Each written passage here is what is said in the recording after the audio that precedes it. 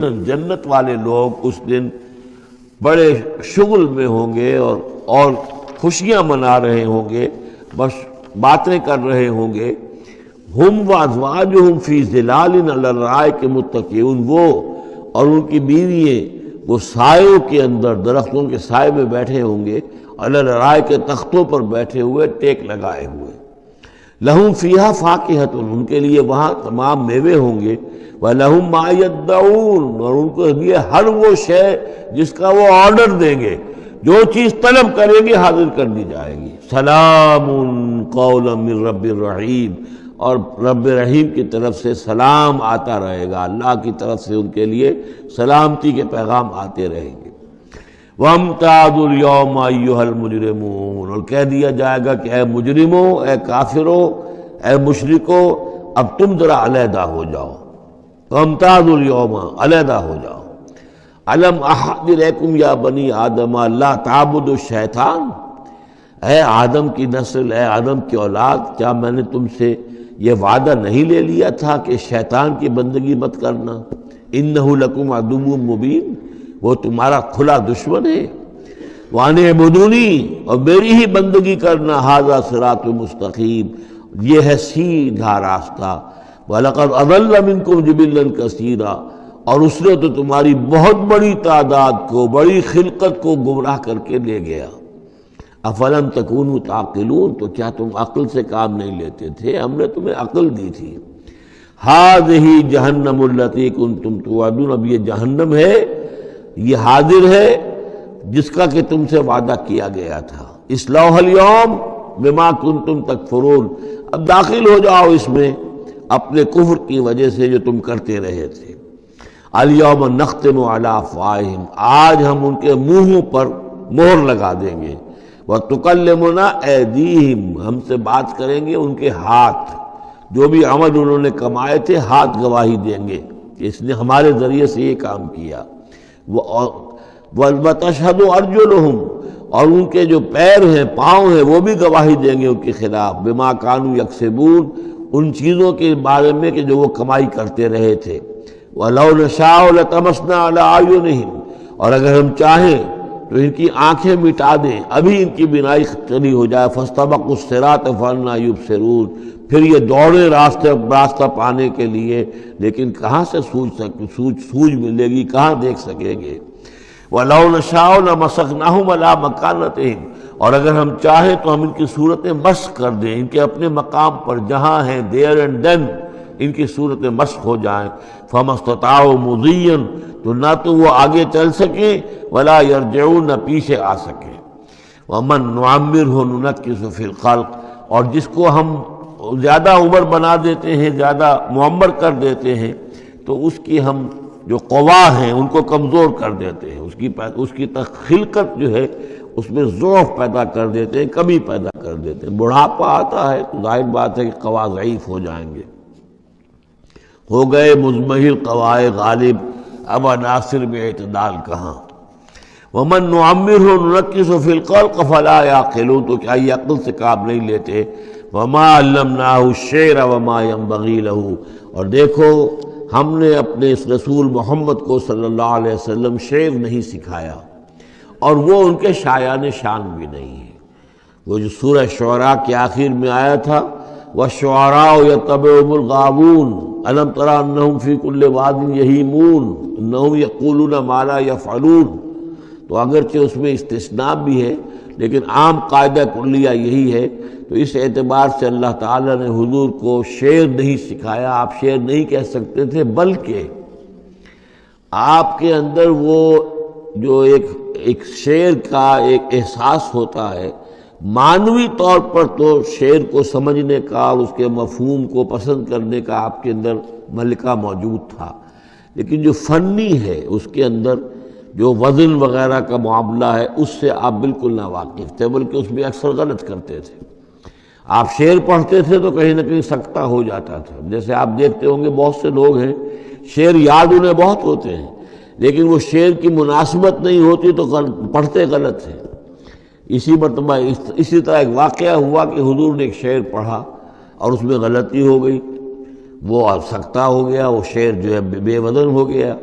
تو حضرت ابو بکر مسکرائے، انہوں نے کہا انی اشہد انک رسول اللہ، میں گواہی دیتا ہوں آپ اللہ کے رسول ہیں، یعنی اللہ نے فرمایا ہے کہ آپ کو شعر نہیں سکھایا اللہ نے، تو گویا کہ اس کا مجھے ثبوت مل گیا کہ آپ واقعتاً شعر کے اس اعتبار سے فنی جہاں تک تعلق ہے اس کا ذوق جو ہے وہ اللہ نے آپ میں پیدا ہی نہیں کیا۔ ہاں معنوی طور پر حضور بہت سے جو اشعار ہیں، بہت سے شعراء، آپ کا وہ قول بھی ہے کہ ان من الشعر لحکمۃ وان من البیان لسحرا، بہت سے شعر جو ہوتے ہیں بڑی حکمت پر مبنی ہوتے ہیں، اور بہت سی تقریریں ایسی ہوتی ہیں، خطبے ایسے ہوتے ہیں کہ جو جادو کا سا اثر رکھتے ہیں، یہ حضور کا فرمان ہے۔ وما علمناہ الشعر وما ينبغی لہ، اور ہم نے انہیں شعر نہیں سکھایا اور نہ ہی یہ ان کے شایان شان ہے۔ ان ہوا الا ذکر و قرآن مبین، یہ تو بس ذکر ہے، یاد دہانی ہے، اور قرآن ہے، صاف ستھرا قرآن، روشن قرآن، اور یہ اللہ کی طرف سے نازل ہوا ہے۔ لِيُنذِرَ مَنْ كَانَ حَيًّا، تاکہ وہ خبردار کر دیں اسے جو زندہ ہو۔ اب یہاں خاص طور پر وہ جو بات میں نے بار بار کہی ہے بہت ہی کھل کر آ گئی، جو زندہ ہو۔ ابو جہل مردہ ہے، ابو لہب مردہ ہے، حیّن مراد جس کی روح ابھی مری نہ ہو، جس کی فطرت بست نہ ہوئی ہو۔ اب وہ فطرت کا لفظ ہم استعمال کرتے ہیں، لیکن یہ کہ قرآن کی اصطلاح میں فطرت کس سے کہیں گے؟ وہی جو روح انسان کے اندر پھونکی گئی ہے، یا تو خلقت ہے اور یا فطرت ہے۔ خلقت ہے جس کا تعلق جو ہے ہماری سرشت، جس کو فارسی میں کہتے ہیں خلقت، وہ ہے کہ جو عالم خلق سے متعلق ہے، اور جو زمین سے آئی ہے، مٹی سے بنی ہے، گارے سے بنی ہے، اس کے اندر جو بھی تقاضے ہیں، اس میں جو ضعف ہے، کمی ہے، اس میں کمزوری بھی ہے، اس میں جلد بازی بھی ہے، یہ ساری چیزیں اس سرشت میں خلقت میں موجود ہیں۔ فطرت وہ ہے وہ روح جو اللہ کی طرف سے آئی ہے، فطرت اللہ التی فطر الناس علیہا، وہ فطرت جو ہے اس کے اندر کوئی کمزوری نہیں ہے، کوئی وہ نہیں ہے، وہ اعلیٰ شے ہے، وہ عالم بالا سے آئی ہے۔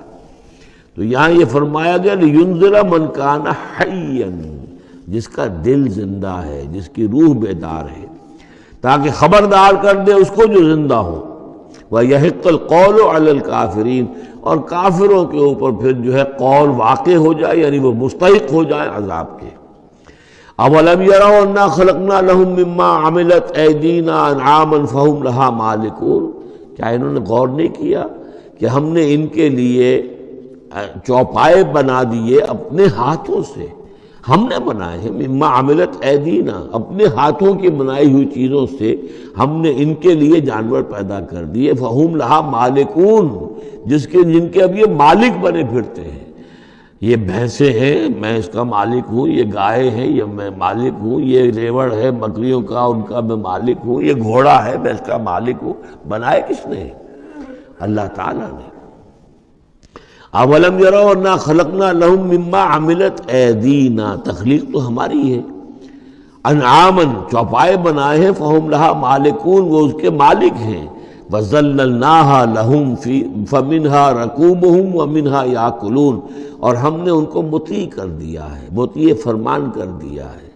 کس طریقے سے یہ بھینسیں ہیں اور گائیں ہیں اور اونٹ ہیں اور جانور ہیں، وہ انسان کے کام آ رہے ہیں، انسان کے جو مختلف مقاصد پورے کر رہے ہیں۔ فَمِنْهَا رَكُوبُهُمْ، ان میں سے وہ بھی ہیں جن پر وہ سوار ہوتے ہیں، وَمِنْهَا يَأْكُلُونَ، ان میں سے وہ بھی ہیں جن کا گوشت وہ کھاتے ہیں، جو ان کی غذا بنتی ہے۔